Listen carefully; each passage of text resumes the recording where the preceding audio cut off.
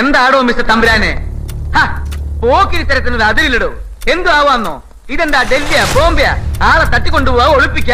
ഭരതനെ സഹിച്ചാവണം അതൊക്കെ ഈ നാട്ടിൽ നടക്കണമെങ്കിൽ. എവിടെ ആ നമ്പൂരിച്ചക്കൻ? എവിടെ എവിടെ? ആരാ? ആരാ? തന്നോടല്ല. ആരാ അപ്പുറത്ത്? ആരാ അപ്പുറത്ത്?